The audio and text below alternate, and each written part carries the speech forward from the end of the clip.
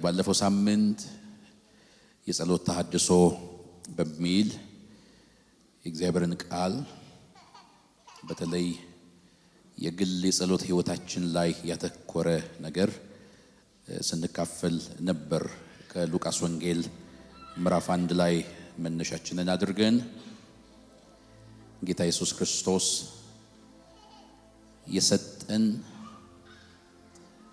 የሆነ ነገር ጠይቀን እንድንቀበል ብቻ ሳይሆን ጸሎት ህይወታችን እንዲሆን መንፈሱን ነው ጌታ የሰጠን። ሁሉ ጊዜ የምንጸልይ እንድንሆን በራሱ ነው ምሳሌ የሰጠን። ጌታ ኢየሱስ ፈቀቅ እያለ ከህዝቡ ፈቀቅ እያለ ከደቀ መዛሙርቱ ብቻውን ይጸልይ ነበር። ስለዚህ በግል ህይወታችን ጸንተን ለመቆም ለእግዚአብሔር ፈቃድ ለመኖር አቅም ለማግኘት ህይወታችን በጸሎት የተሞላ መሆን እንዳለበት የእግዚአብሔርን ቃል እየተካፈልን ነበር። ዛሬ ይሄንን ሐሳብ እንቀጥልና ከዛ ጌታ በሰጠን ጊዜ መጠን በእግዚአብሔር ፊት የምንጸልይ ይሆናል። ባለፈው ያነበብኩትን ክፍል ላንብብና ዛሬም ሉቃስ የጻፈውን ሌላ አንድ መጽሐፍ ነው የምንመለከተው። ሉቃስ ወንጌል ምዕራፍ 11ን ላንብ። ባለፈው ሲጀምር ያነበብኩትን እንዲህ ይላል ከቁጥር 1 ጀምሮ። እርሱም በአንድ ስፍራ ይጸልይ ነበር። በጨረሰም ጊዜ ከደቀ መዛሙርቱ አንዱ ጌታ ሆይ ዮሐንስ ደቀ መዛሙርቱን እንዳስተማረ እንጸልይ ዘንድ አስተምረን አለው። አላቸውም ስትጸልዩ እንዲህ በሉ፣ በሰማያት የምትኖር አባታችን ሆይ ስምህ ይቀደስ፣ መንግስትህ ትምጣ፣ ፈቃድህ በሰማይ እንደሆነች እንዲሁ በምድር ትሁን። የዕለት እንጀራችንን ዕለት ዕለት ስጠን፣ ኃጢአታችንንም ይቅር በለን እኛ ደግሞ የበደሉንን ሁሉ ይቅር ብለናልና፣ ከክፉ አድነን እንጂ ወደ ፈተና አታግባን። ቁጥር 13 ከ11 ጀምር። አባት ከሆናችሁ ከናንተ ከማንኛችሁም ልጁ እንጀራ ቢለምነው እርሱም ድንጋይ ይሰጠዋልን? አሳ ደግሞ ቢለምነው በአሳ ፋንታ እባብ ይሰጠዋልን? ወይስ እንቁላል ቢለምነው ጊንጥ ይሰጠዋልን? እንኪያስ እናንተ ክፉዎች ስትሆኑ ለልጆቻችሁ መልካም ስጦታ መስጠት ካወቃችሁ በሰማይ ያለው አባት ለሚለምኑት እንዴት አብልጦ መንፈስ ቅዱስን ይሰጣቸው። ክብር ለጌታ ይሁን። ዛሬ የምናየው መጽሐፍ ይሄው ሉቃስ የተባለው የእግዚአብሔር ሰው የጻፈውን የሐዋርያት ሥራን መጽሐፍ ነው። ዛሬ እንድናይ የምፈልገው የእግዚአብሔር ሥራ በእኛ እንዲገለጥ ጌታ እንዲጠቀምብን ለመኖር ያክል የምንኖር ሰዎች ብቻ ሳንሆን ጌታ እየሰራብን የምንኖር እንድንሆን ጸሎት ወሳኝ ነው። ዝም ብሎ መኖር ይቻላል ታውቃላችሁ። ይሄንን ቤት ይሄንን አዳራሽ ዘግተነው ዝም ብለን ብንኖር በደንብ ካጸዳነው በኋላ ቁልፍልፍ አድርገን ለ3 ወር ጠፍተን ከ3 ወር በኋላ ብንከፍተው ምን የሚሆን ይመስላችኋል? ቆሽሾ ሸረሪት በሸረሪት ሆኖ ተበላሽቶ እኮ ነው የምናገኘው። የሰውን ህይወት ውብ የሚያደርገው ዝም ብሎ መኖር ሳይሆን እየሰሩ መኖር ነው። ህይወታችንን ለጌታ ከሰጠንና ዳግመኛ ከተወለድን በኋላ እግዚአብሔር በምድር የሚያቆየን እቺ ምድር ስለምትመቸን ሳይሆን በእኛ የሚሰራው ስራ ስላለው። እቺ ምድር ለጌታም አልተመቸችም እንኳን ለኛ። የመኖራችን ምክንያት ለሥራ ነው። ካልሰራን ጌታ ራሱ የሚመርጥልን መሄዳችንን ነው። የበለጠ እንድንመረር አይደለም ያቆየን። ጌታ የሰጠን ሥራ ነው እንጂ ሁሉን እየቻልን እንድንኖር ያደረገን ስኬት በስኬት ስለሆነን አይደለም።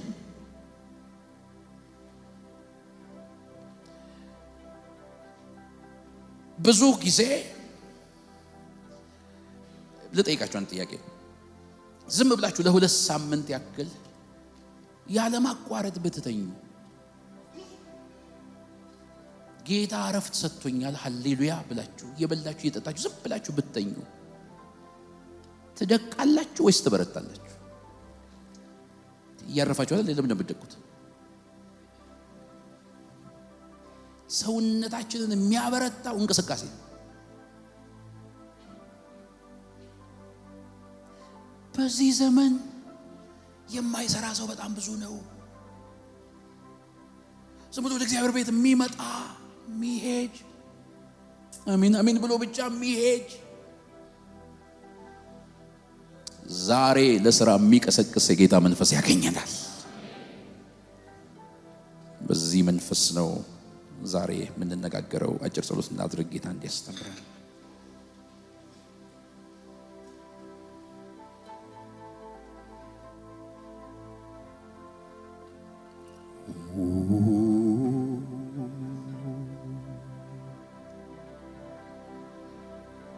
ነፍሴ ወደ አምላኳ ስጋም ወደ አፈሩ ሳይመለስ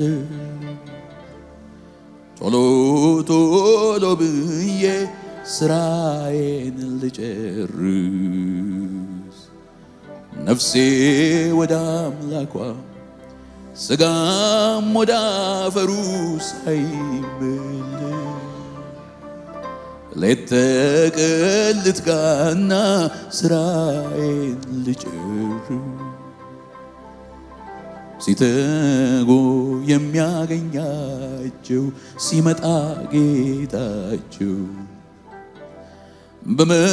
በመክሊታቸው የሰሩ ምስጋና አላቸው። አገልግሎቱን ያልናቀ በጥቂቱ ታምኖ ብድራቱን ይቀበላል ስራው ተፈትኖ። ነፍሴ ወደ አምላኳ ስጋም ወደ አፈሩ ሳይመለስ ቶሎ ቶሎ ብዬ ስራዬን ልጨርስ። ነፍሴ ወደ አምላኳ ስጋም ወደ አፈሩ ሳይመለስ ሌት ተቀን ልትጋና ስራዬን ልጨርስ። ጌታ በሕይወቴ እሳትን ጣል፣ በአገልግሎቴ እሳትን ጣል፣ በአረማመዴ እሳትን ጣል፣ እሳትን ጣል፣ እሳትን ጣል፣ እሳትን። መንፈስ ቅዱስ አመሰግናለሁ። የኢየሱስ ወታደር ነኝ፣ የኢየሱስ ወታደር ነኝ።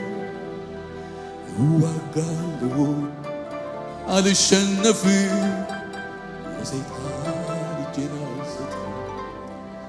ኮርባዲ ጋዳራ ካዳባራቲ ዳባጋራ ቦሮቦሮ ዱጉሩ ራባጋ ባራባራ ጋላራ ቦራጋ ቦራ ጃላራ ቦራ ባራጋራ ቦሮሮቦ።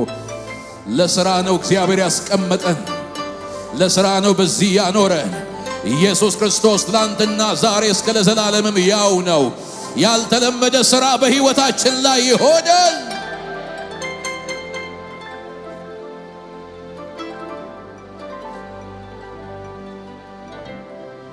ኔባጎቦ ጀርባንድር ተኪስ ሳሃዲን ደልደገባሃ ላቦር ሃዲጋቦ ባር ሃዲያ አባቴ ይሰራል እኔም ደግሞ እሰራለሁ ተብሎ እንደተጻፈ የጌታ ሥራ በእናንተ ሕይወት ላይ ይቀጥላል በኢየሱስ ስም።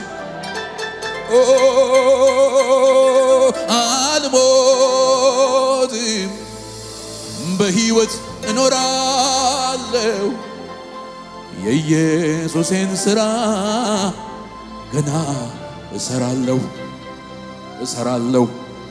እሰራለሁ አልሞትም።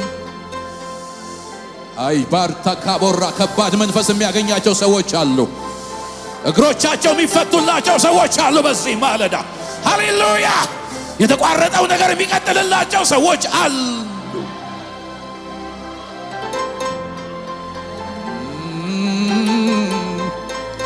ሺበቤቤቤቤቤቤቤ ጋባጋባጋባራጋባራጋባራጋባራ ሼባጋዳ ጋቦራ ካቦራ ቲናማሴ ባራጋቦሮ ጎሮዶጎሮዶሮስ ጠላቴ ሊገለኝ ሁሌ ቢፈልገኝ ዛሬም በሕይወት አለሁ ከቶ አላገኘኝ።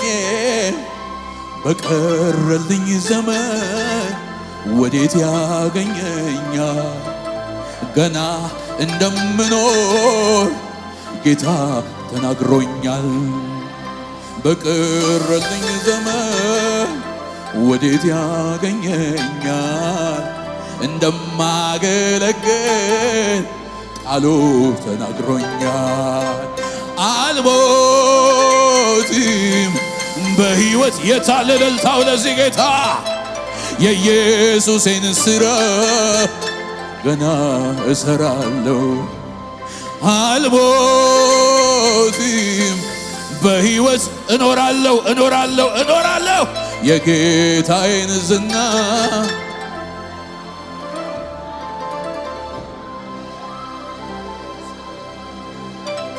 ሲጮሁና እግዚአብሔር በእኔ ይሰራል ብሎ ከዚህ በላይ እግዚአብሔር በእኔ ይሰራል ብሎ ያለ ሥራ አልቀመጥም በሉ ባካችሁን። እንደወደድክ ተናገረን ጌታ ሆይ፣ ሐሳብህን ግለጥልን፣ ጸጋህን አካፍለን። ቅርፊቶች ከኛ ላይ በኢየሱስ ስም የተራገፉ የሆነው ተመስገን። ለጌታ ታላቅ እልልታና ጭብጨባ ይሁን።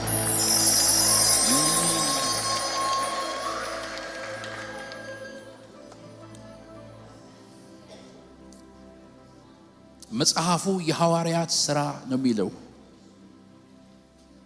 የሐዋርያት ወሬ አይልም። የሐዋርያት ጉዞ አይልም። የሐዋርያት ሥራ የሥራ መጽሐፍ ነው። የሥራ መጽሐፍ የሃይማኖት መጽሐፍ አይደለም። የድግግሞሽ መጽሐፍ አይደለም። የሥራ መጽሐፍ ነው። ባህላቸውን እንዲሰለጥን ያደረጉበት መጽሐፍ አይደለም። መንፈስ ቅዱስ በእነሱ የሰራው የሥራ መጽሐፍ። የአዲስ ኪዳን ቤተ ክርስቲያን በጣም ሕያው መንፈስ ቅዱስ የሚሰራባት ለሆነ ሰሞን የሚሰራባት ብቻ ሳትሆን ሁል ጊዜ መንፈስ ቅዱስ የሚሰራባት ቤተ ክርስቲያን ናት። ዳግመኛ የተወለደ እያንዳንዱ ሰው ትልቅ ይሁን ትንሽ፣ የተማረ ይሁን ያልተማረ፣ ሙሉ ጊዜ አገልጋይ ይሁን ሌላው፣ ምንም አይነት ባህል ያለው፣ ምንም አይነት አስተዳደግ ያለው ዳግመኛ የተወለደ ሰው መንፈስ ቅዱስ ሊሰራበት ፈቃዱ ነው። በሐዋርያት ሥራ ውስጥ በጣም ብዙ ተአምራቶች ተጽፈዋል። አስደንጋጭ ነገሮች ሆነዋል።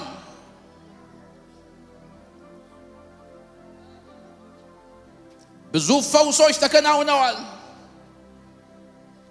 ብዙ ተአምራቶች ሆነዋል። ብዙ ሰዎች ከአጋንንት እስራት ተፈተዋል። በሺዎች የሚቆጠሩ ሰዎች በአንድ ስብከት ወደ እግዚአብሔር መንግሥት ተጨምረዋል።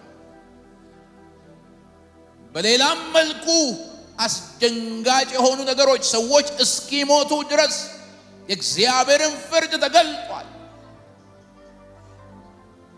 አንዳንዶች በገንዘባቸው የእግዚአብሔርን ጸጋ ለመግዛት ሲያስቡ የእግዚአብሔር እጅ ከብዳባቸዋለች። ምን አለፋችሁ እያንዳንዱ ምዕራፍ የሥራ ምዕራፍ ነው። ደስ አይልም? ጊዜ ሳይለይ የሚሰራ መንፈስ፣ ፈቃደኛ የሆነ መንፈስ። መድረክ ላይ ስንቆም ብቻ ጠብቆ የሚሰራ ሳይሆን በምንም ሁኔታ ውስጥ እያለን ሊሰራ የወደደ የጌታ መንፈስ። አጨብጭቡለት ባካችሁ ለጌታ መንፈስ።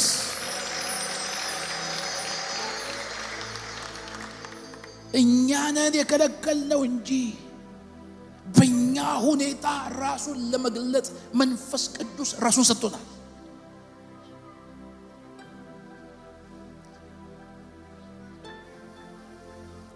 የእግዚአብሔር ታምራት በሐዋርያት ሥራ ላይ በበሽታ ላይ ተገልጧል፣ በሞት ላይ ተገልጧል፣ በማዕበል ላይ ተገልጧል፣ በሰዎች ላይ ተገልጧል፣ በግዑዝ ላይ ተገልጧል። ያልተገለጠበት ነገር የለም። በእግዚአብሔር ኃይል፣ እግዚአብሔር ታምራት። ይሄ ሁሉ የተገለጠው በሐዋርያቱ አልፎ ነው። በሐዋርያቱ አልፎ አነቃንቋል እኮ ወህኒን።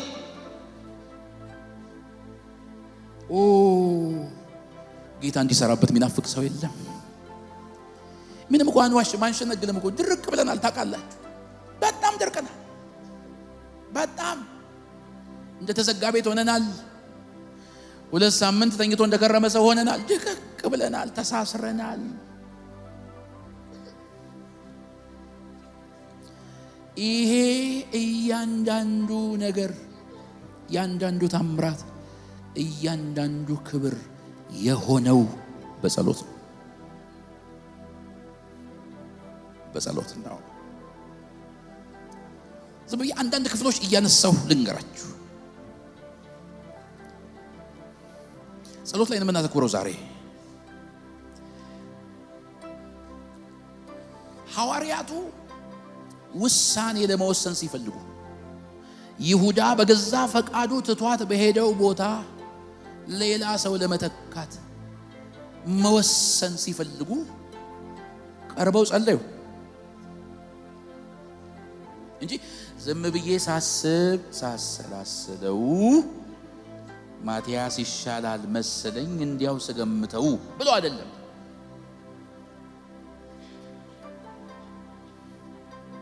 በጸሎት ነው። ጸልየው እጣው ጥተው እናንተ እያንዳንዱ ነገር በጸሎት ያምናሉ። ጌታ ይሰራባቸዋል። ሲጸልዩ ጌታ ይመራቸዋል። አይሳሳቱም።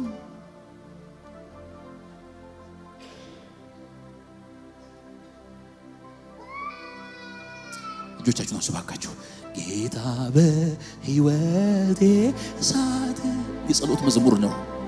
በአገልግሎቴ እሳት ይንጣ፣ በአረማመዴ እሳት ይንጣ፣ እሳት ይንጣ፣ እሳት ይንጣ፣ እሳት ይንጣ። አንድ ጊዜ እጃችሁን አንሱና ጌታ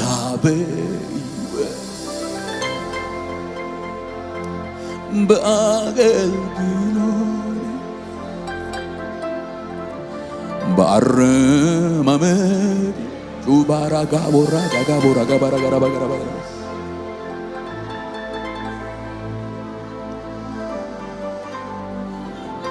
ሙሴ ብዙ የእግዚአብሔር ክብር ከተገለጠበት በኋላ ሕዝቡን ነፃ የሚያወጣ የሕዝቡን ጠላቶች የሚመጣ ትላልቅ ክብር ከተገለጠበት በኋላ ወደ ጸሎት እኮ ገብቶ አንተ ካልወጣ ከዚህ አታውጣን ይላል። ብዙ ክብር ተገለጠበት አይደል እንዴ? ሕዝብ ተቀበለው አይደል እንዴ?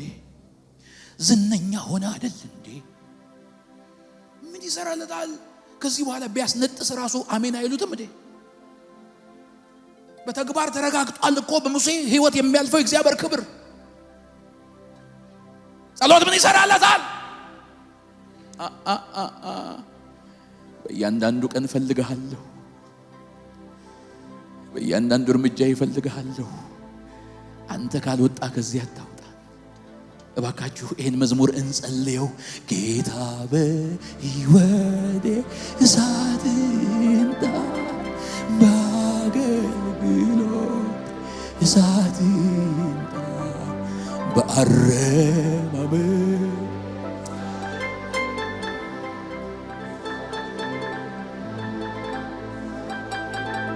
ወዳጆቼ ሆይ ደንብ ገለጥ አድርገን አንብበን ወስነን የምናልፈው ዘመን አይደለም። ካልጸለይን ውሳኔ አይሆንም። ወደ ኋላ ልምዳችንን አገላብጠን የምንወስነው ነገር አይደለም።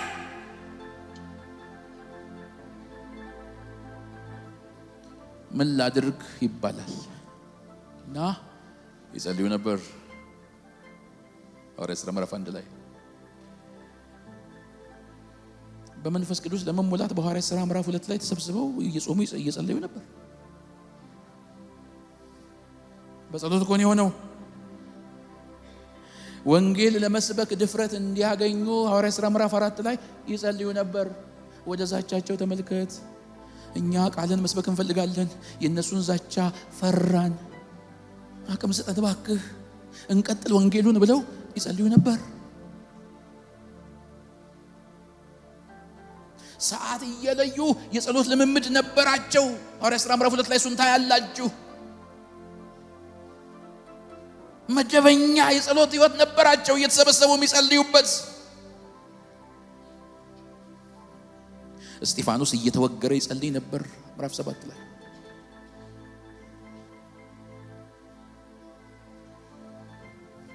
ጴጥሮስና ዮሐንስ በሰማርያ ወዳሉ ሰዎች ሄደው መንፈስ ቅዱስ እንዲሞሉ ይጸልዩላቸው ነበር ምዕራፍ 8 ላይ። ምዕራፍ 9 ላይ ሐዋርያው ጳውሎስ ከተለወጠ በኋላ ጌታ በደማስቆ መንገድ ከተገናኘው በኋላ ሳውል ተብሎ በሚጠራበት በዛ ጊዜ ሐናንያን እግዚአብሔር ወደዚህ ሰው ሲልከው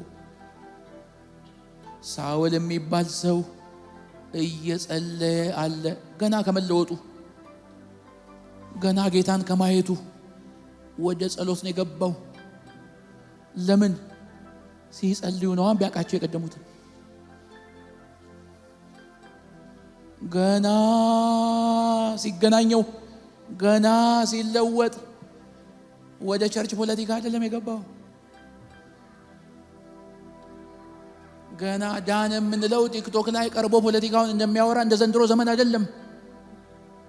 ሐናንያን ራሱ ሲልከው ግራ ገብቶት ነው ያለው ብሎ አይደለም የላከው፣ እየጸለየ ነው ያለው። ሂድና እጅህን ጫንበት፣ በመንፈስ ቅዱስ እንዲሞላና አይኑ እንዲከፈት እጅህን ጫንበት፣ እየጸለየ ነው ያለው። ያንዳንዱ ነገራቸው በጸሎት የተሞላ ስለሆነ አዳዲስ የሚመጡ ሰዎች ሁሉ የሚጋባባቸው ጸሎት ነበር።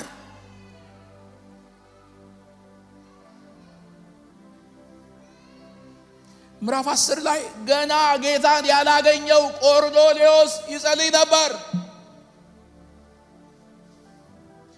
የነዚህ በጌታ የሆኑ ሰዎች የሐዋርያቱ ሕይወት ተጽዕኖ አድርጎበት ስለነበር ይጸልይ ነበር። መቶ አለቃ ነው፣ ስልጣን አለው፣ እንደፈለገ ይኖራል። የተፈራ ሰው ነው፣ የተከበረ ሰው ነው። ግን ውስጡ ክፍተት አለ። ክፍተቱን መሙላት የሚችል ጸሎት እንደሆነ ስለገባው ይጸልይ ነበር።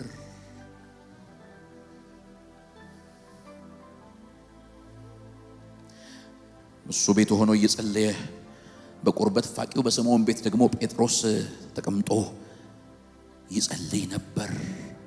መስመር ላይ ተገናኙ። የሚጸልየው ቆርኔሌዎስና የሚጸልየው ጴጥሮስ መስመር ላይ ተገናኙ።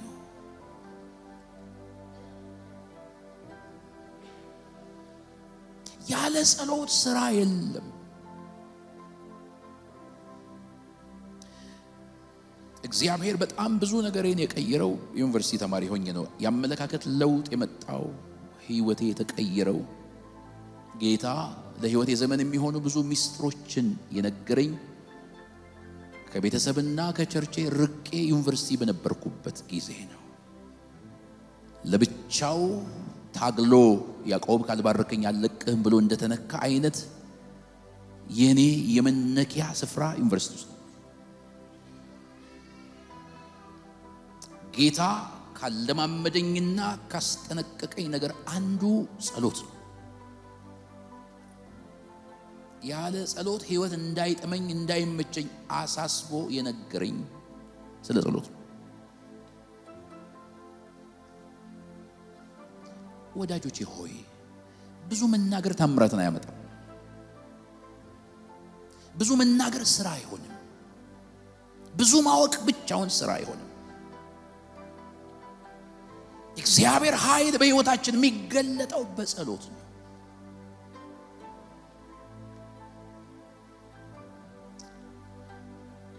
አንድ ቀን በዛ በምጸልይበት ማለዳ ጣራ ላይ ወጥተን ነው የምንጸልየው።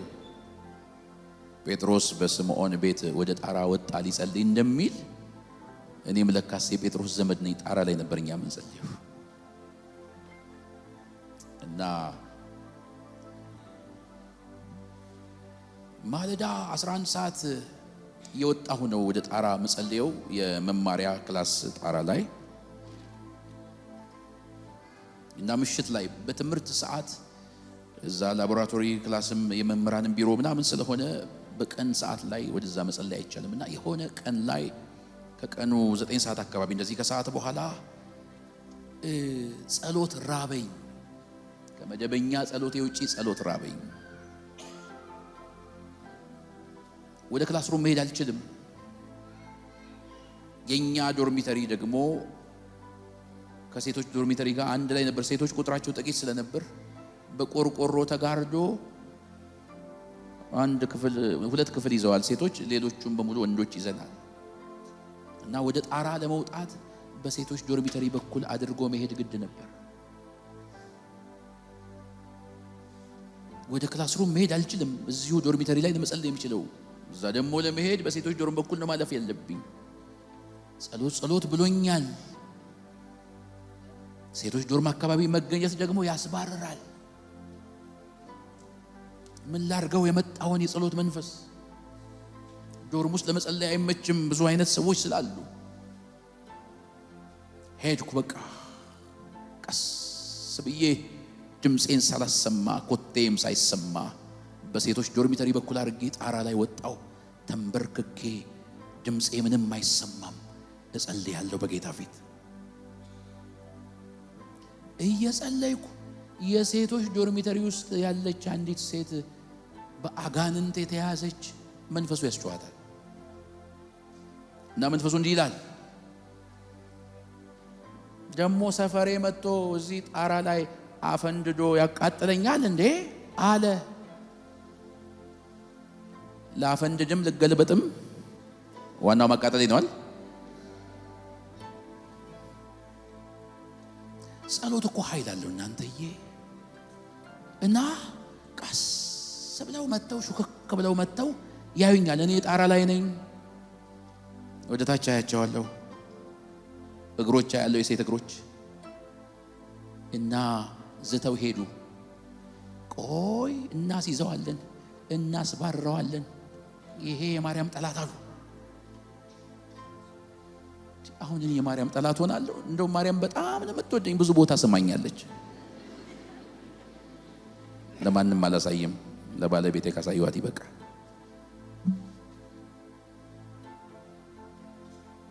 እና እንሄዳለን ብለው ሲሉ መንፈሱ ተውት፣ አትንኩት፣ አይለቀኝም በኋላ አለ። ጮኸት ሰማሁ። እኔ ገብቼ ከተገኘው በር ቢቆልፉብኝ የማን ያለ እዛ ሆኜ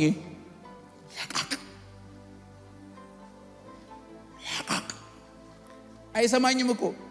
አረ በድምጽ ነው እንዴ መስማት? አይገርማችሁም? እዛው ሆኜ ለካስ ኦንላይን ማስለቀቅ ይቻላል።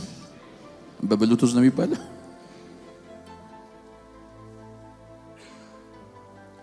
ጸሎት ኃይል አለው። ያቺ ሴት ጌታን ተቀበለች፣ ነፃ ወጣች። እዛ ቀን ጌታን ተቀበለች። እና ጌታን ሲቀበሉ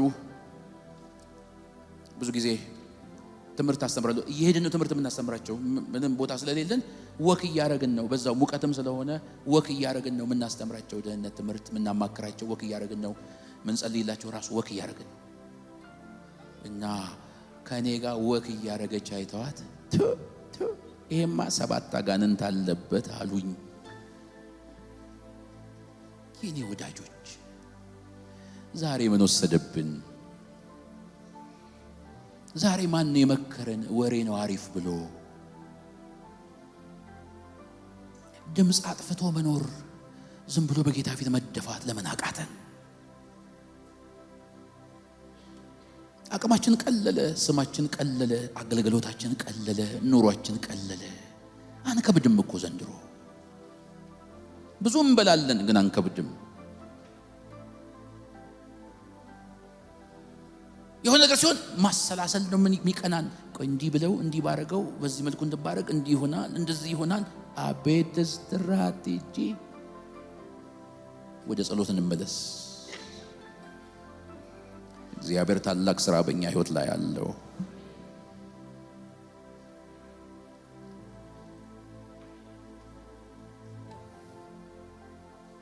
ጴጥሮስ በታሰረ ጊዜ በቤተ ክርስቲያን አጥብቆ ጸሎት ይደረግለት ነበር። እስቲ የሆነ ኮሚሽነር ፈልጉ እስቲ የሚታወቅ ዘመድ አይደለም የሚሉት ይጸልያሉ። ሃሌሉያ።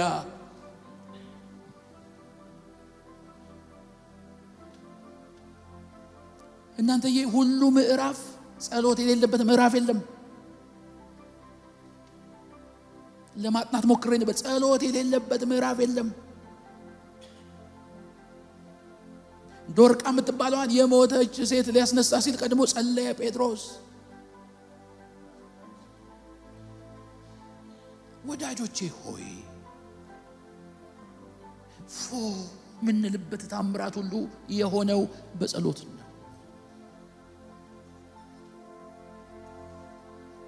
ጸሎት እግዚአብሔርን ያንቀሳቅሰዋል እኮ። ጸሎት ለእግዚአብሔር በር መክፈት እኮ ነው። ስራብኝ ራሴን ሰጥቼሃለሁ ብሎ መፍቀድ እኮ ነው ጸሎት። ጸሎት አቅማችን እኮ ነው። የማይጸልይ ሰው ለእግዚአብሔር በር እየዘጋበት ነው ያለው።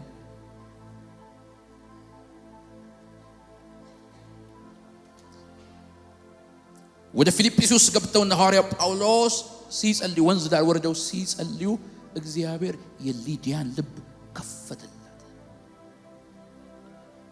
በጸሎታቸው።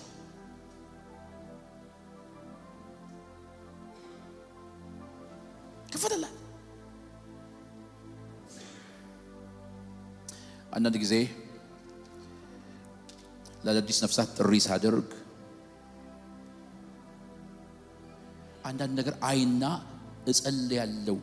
ልባቸው ላይ የተቀመጠ ነገር አይና እጸልያለሁ። ስጸልይ ልባቸው ላይ ያለ ነገር ሲነሳ እጅ አውጥተው ሲመጡ አያለሁ። ንግግራችንን ቀያየርን በመናገር ሳይሆን በጸሎት ነው ሰዎችንም የምንፈታው። ተቀዳሚ ስራችን መሆን አለበት ጸሎት። ከዚህ መልእክት በኋላ እግዚአብሔር ብዙ ምርኮ አሳልፎ ይሰጣቸዋል።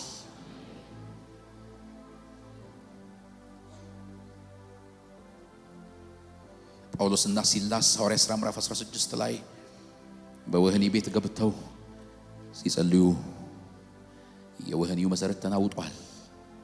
የሁሉም እስራት ተፈቷል።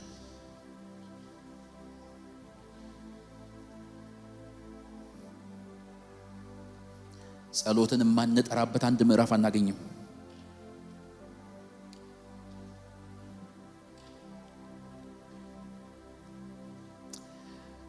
ወንድሞቼ እናቶቼ እባካችሁ ወደ ጸሎት እንመለስና ጌታ ይስራብን። በቃ ይለቀቅ መንፈሱ፣ ይለቀቅ ኃይሉ፣ ይለቀቅ ክብሩ፣ ይለቀቅ ሞገሱ።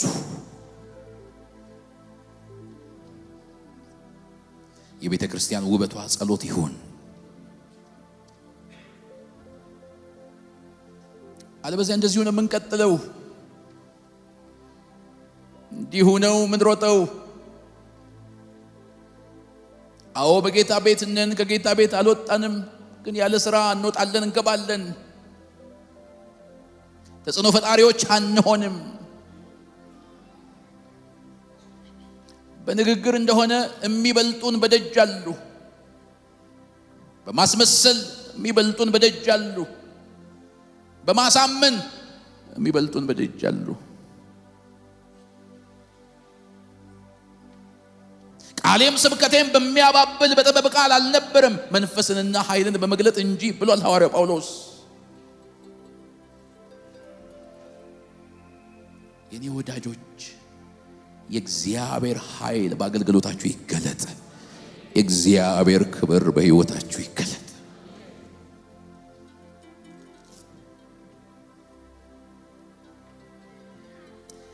ዛሬ የሰራዊት ጌታ እግዚአብሔር ይሄንን የጸሎት ምርኮ ሊመልስልን ወደኛ መጥቷል።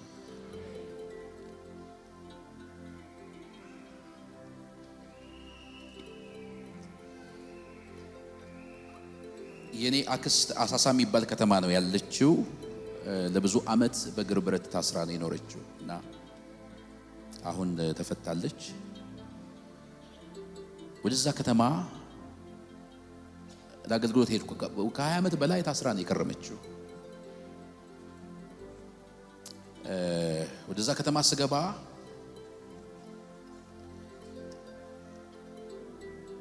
መናፍስቶች ተገልጠው እዚህ ከተማ አክስትህን አስረን አንለቅም ያልን አለቆች ነን ያለነው፣ ሳትወረድ ከዚህ ከተማ ተመልሰውታሉ። በልጅነቴ ስለሆነ የሄድኩት እዛ ከተማ የከተማውንም ስም አላውቅም፣ አክስቴም እዛ እንዳለች ረስቻለሁና፣ ግን መናፍስቶች አስታውሱኝ አክስቴ እዛ እንዳለች እና ያው እንድጠይቃት እድል ሰጡኝ ማለት ነው። ጌታ ይባርካቸው አይባልም፣ ጌታ ይገሰጻቸው ነው የሚባለው። እና ደስ አለኝ፣ አገለገልኩ። ብዙ መልካም ሆነና ምሽት ላይ አክስቴ ያለች ብዬ ስሟን ጠራው። ከተማይቱ ጠባብ ነች። ይዘውኝ ሄዱ። ልጆቿ ሊያስገቡኝ አልቻሉም። እሷ ወዳለችበት ክፍል ራቁቷን ነች አሉኝ እና ብዙ ያው የምትጸዳዳውም እዛው ነው። በር ተዘግቶባታል፣ በሰንሰለትም ታስራለች፣ አትገባም አሉኝ። አክስቴ ናት፣ ምንም ትሁን ልግባና ልጸልይላት አልኩ፣ ግን አልፈቀዱልኝም። ወደ ማረፊያ ሄድኩ። ስጸልይ እስከ እኩለ ሌሊት እንደዚህ ስጸልይ አመሸው እና በነጋታውም ቁርስ መብላትም አልፈለኩም። በጾም ሆኜ እየጸለይኩ ማገልገል ፈለኩና በጠዋት ከህዝቡ ጋር ገብቼ ገና ፕሮግራም አልተጀመረም፣ ፊት ወንበር ተቀምጫለሁ፣ እጸልያለሁ እና መዝሙር ተከፍቷል። በስፒከር መዝሙር ተከፍቷል። የተከፈተው መዝሙር የተከሸነ ቃላት የለኝም የሚል የናዝሬት አማኑኤል የሽብሸባ መዘምራን መዝሙር ተከፍቷል። እኔ ጸልያለሁ፣ በጾም ነኝ። የዛ ቀን አሳስቦኝ እኮ ነው ያክስቴ ጉዳይና ለምንድነው ማትፈታው ብዬ ለብዙ ዓመት ስትታሰር አልተፈታችም። እንደዛ ስትኖር ነፃ ልትወጣ አልቻለችም። አይገርማችሁም? ቁጭ ብዬ እየጸለይኩ ባለሁበት መዝሙሩም ተከፍቶ እየተዘመረ ባለበት ፕሮግራም አልተጀመረም። አንዲት ሴት ላይ ያለ አጋንንት እየሮጠ መጥቶ ፊቴ ቆሞ ምን ልታረገ ነው እዚህ ከተማ የመጣው አለ። ስታቃጥለን አድረ አሁንም ታቃጥለናለህ። ጸሎት እኔ ምንም አላልኩ፣ ዝም ብዬ አየዋለሁ። ይስፋህ እሺ ሄደንልሃል ብሎ ጮሆ እዛው ጥሏት ሄደ። ይኸው ሰፋኝ። ጸሎት እኮ ነው ለውጥ ያመጣው።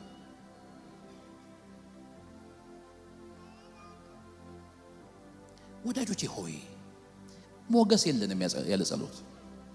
ምንም ወሬ ማውራት አያስፈልግም። ለ20 ምናምን ዓመት ሳትፈታ አሁን ተፈታች። የጌታ ጊዜ ስለደረሰ ደግሞ ጸሎት። ዝም ብለን እያለቀስን መኖር አይደለም፣ እየተከዘን መኖር አይደለም፣ እያወራን መኖር አይደለም። እንመለስ ወደ ጸሎት። አሁን ካለው ዘመን በላይ የሚከብድ ዘመን ነው ከፊታችን ያለው። አይደለም ለማገልገል ለመኖር የሚከብድ ዘመን። ካልጸለይን የእግዚአብሔርን ክብር መግለጥ አይደለም ለራሳችን ለመቆም የሚያስቸግር ዘመን ነው ከፊታችን ያለው። እግዚአብሔር መንበርከካችንን ይፈልገዋል። የጻድቅ ሰው ጸሎት በሥራዋ እጅግ ኃይልን ታደርጋል። ሲቀኛችሁና ሱና ጌታ ሆይ በሎ በህይወት ከኖርኩኝ ስራብኝ፣ ክብርህን ገለጥብኝ፣ ያለ ሥራ አልቀመጥ። ከዚህ ቀን ጀምሮ ወደ ጸሎት እመለሳለሁ። ምርኮዬን መልስልኝ፣ ህይወቴን ስራልኝ፣ ድካሜን ከኔ ላይ አንሳ፣ በጸሎት መጎናጸፊያ ጎብኘኝ። ይሁንልን በኢየሱስ። እንዲህ አለ በነቢዩ በኤርምያስ ምዕራፍ 18 ላይ ትንቢተ ኤርምያስ አሳየኝ እግዚአብሔር አለ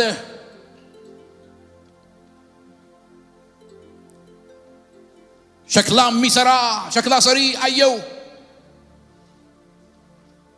እያየሁ ዕቃው በሸክላ ሰሪው እጅ ተበላሽ። ሸክላ ሰሪው ዕቃውን አበላሸው አይልም፣ ዕቃውን የተበላሸው ሸክላ ሰሪው ልክ ነው። ሸክላ ሰሪው አመለካከቱ ቀና ነው። ሸክላ ሰሪው በጎ ነው። ሸክላ ሰሪው ንጹህ ልብ ነው ያለው። ሸክላ ሰሪው አይሳሳትም። ሸክላው ግን ተበላሽ። እግዚአብሔር ልክ ነው በእኛ ሕይወት።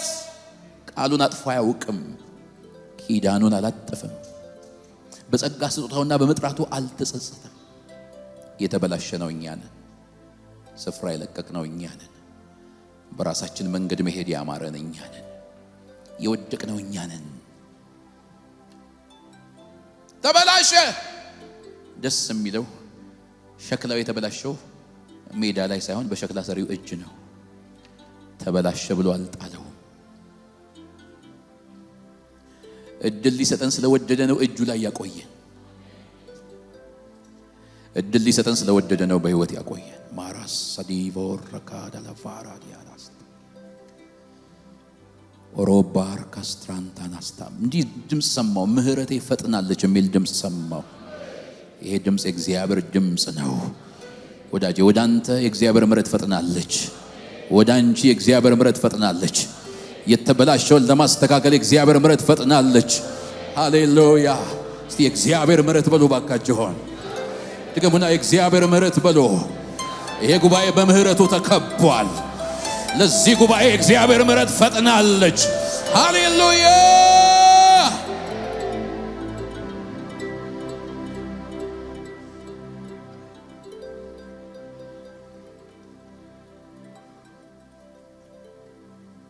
ለመውጣት ለመግባት ለመዋጋት ኃይሌ ያለቅ ያረጀው ብመስል አምላኬ ብርታቱን አልነሳኝ። ዛሬም ጉልበታም ነኝ አልደከምኩ። ለመውጣት ለመግባት ለመዋጋት ኃይሌ ያለቅ ያረጀው ብመስል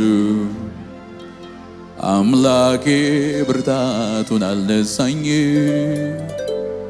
ዛሬም ጉልበታም ነኝ አልደከምኩ። ታሪ ጋራ ባጋዳ ጋቦሩ ደጋቦሩ የተበላሸው ይስተካከላል። እንኳን በእጁ ላይ ሆነን እንኳን በቤቱ ሆነን እንኳን በህይወት ኖርን ብንበላሽም እንኳን እጁ ላይ ሆነን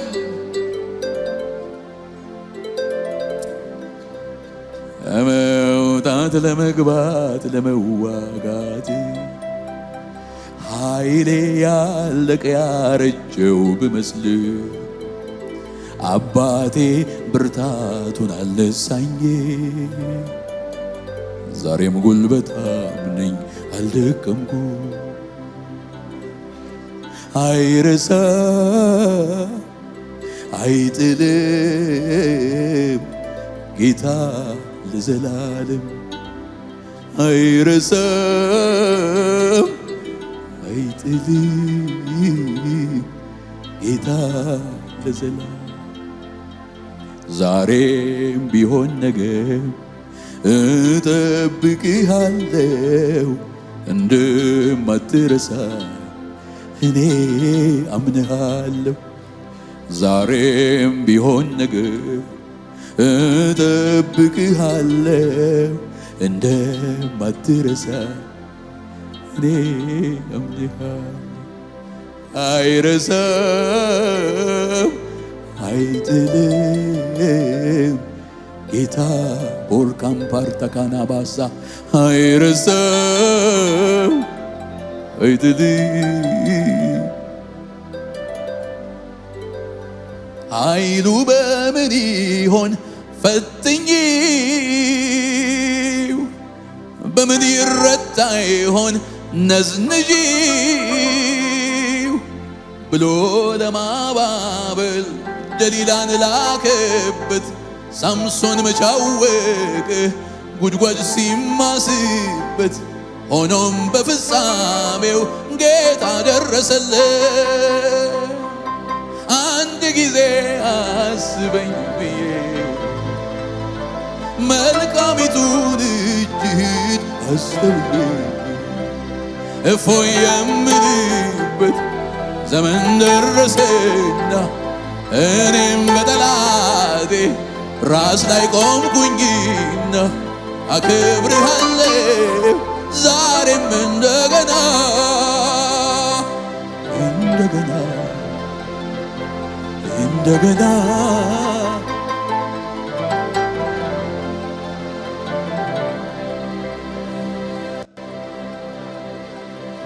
ኦራቦሮ የተበላሸው ይስተካከላል። እንኳን በእግዚአብሔር እጅ ሆነ እንጂ ይስተካከላል። የወደቀው ይነሳል፣ የተበተነው ይሰበሰባል፣ የደከመው ይበረታል። እንኳን በእግዚአብሔር እጅ ሆንን፣ እንኳን በፊቱ ሆንን፣ እንኳን በምህረቱ ተከበበን።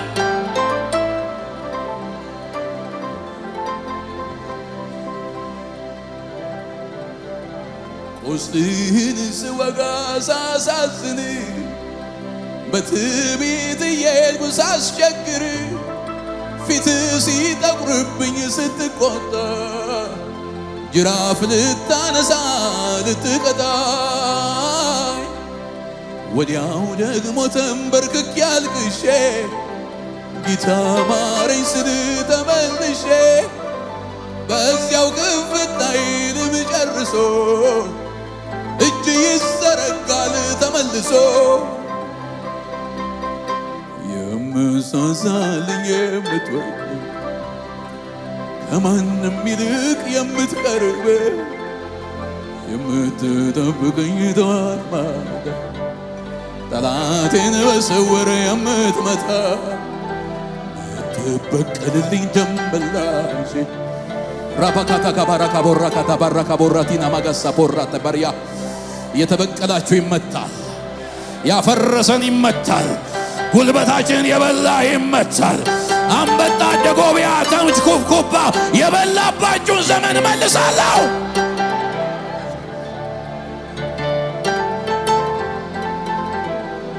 ስራ አለው እግዚአብሔር በሕይወታችን ታላቅ ስራ አለው። ከአይምሮ በላይ የሆነ ስራ አለው። የማይለመደው ጌታ አዲስ ስራ አለው። ኢየሱስ ክርስቶስ አይለወጥም። ጸሎት ጸሎት ጸሎት ሎራ ባጋዲያ ማንታራ ሰባጋ በሕይወት እያላችሁ የእግዚአብሔርን ክብር ታያላችሁ።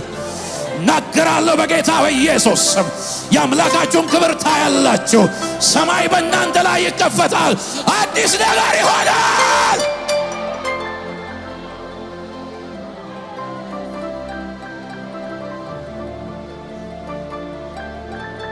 ተራ መሆን ያበቃል። ያለ ኃይል መሆን ያበቃል። ወሬ ብቻ መሆን ያበቃል። ገለባ ሆኖ መኖር ያበቃል።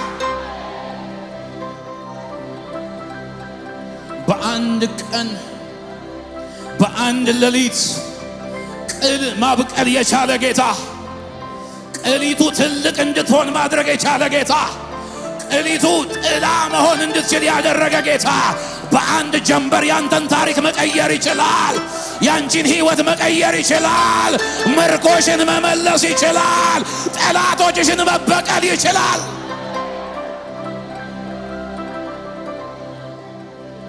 ዛሬም ጉልበታም ነው። ዛሬም ጉልበታም ነው። ከኔ ጋር ያለው ከኔ ጋር ያለው ከኔ ጋር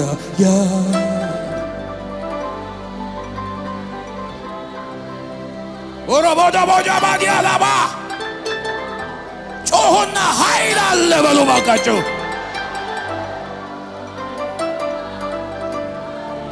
ሱማዲ ጋዳራጃ ባራካ ቦራጃና ባራባራ የጸሎት መጎናጸፊያ ይወድቅባችኋል። የቤተ ክርስቲያን ክብር ይመለሳል። የቤተ ክርስቲያን ውበት አዲና ባስታባ የጋዳራ ባሃጃና ማሪያ ቦራ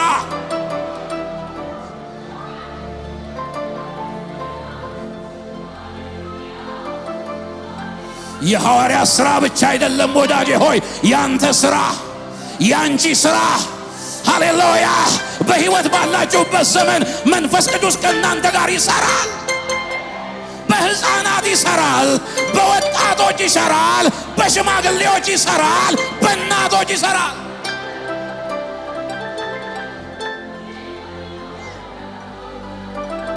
እግዚአብሔር በዙፋኑ ላይ ነው። እግዚአብሔር በዙፋኑ ላይ ነው። ኡራባጋንታ ራባጋሳማንታ ብዙዎችን የሚጨብጥ እሳት በመንፈሴ አያለሁ። ሰው ሰውን እንደሚጨብጥ ብዙዎችን የሚጨብጥ እሳት አያለሁ። የመንፈስ ቅዱስ እሳት በእኛ ላይ ነው። የመንፈስ ቅዱስ እሳት በጉባኤው ላይ ነው። የተዳፈነው እሳት ይቀጣጠላል። ሃሌሉያ!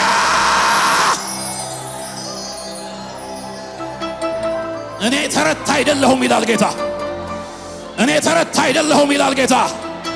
እኔ ተረታ ሮቦሮ ኮንቶ ሶቦኮንቶ ዛዳ ጽንስ በውስጣቸው የሚገላበጥባቸው ሰዎች በመንፈሴ አያለው። እንደገና ማንቀሳቀስ ጀምሬያለሁ ይለኛል ጌታ። ዋይ ዋይ ዋይ ዋይ ዋይ! ባዶ ሆነህ አትኖርም። ጨንግፈህ አትኖርም። መካን ሆነህ አትኖርም። ደካማ ሆነህ አትኖርም። ሽባ ሆነህ አትኖርም። በዚህ ማለዳ የመንፈስ ቅዱስ እሳት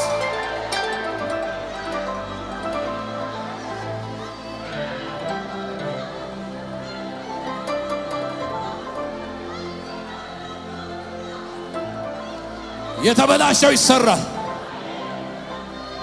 የፈረሰው ይሰራል።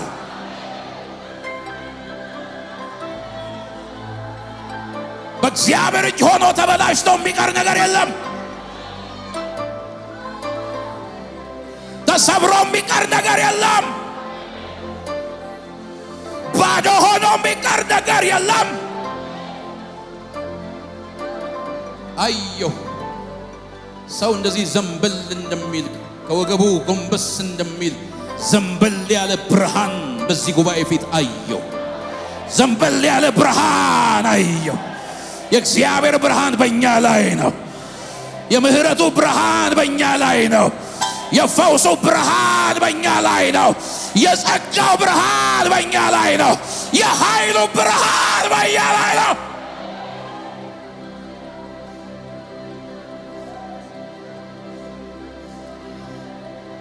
ተዘጋጁ።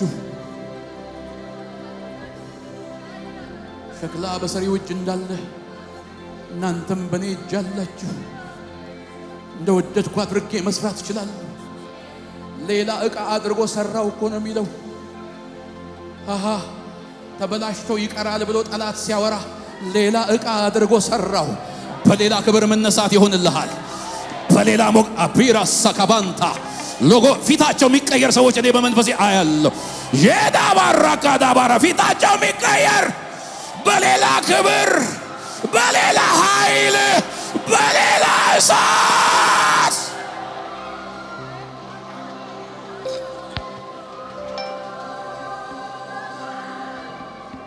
አለፈ የጌታ መንፈስ፣ አለፈ የጌታ መንፈስ፣ አለፈ የጌታ መንፈስ፣ አለፈ የጌታ መንፈስ።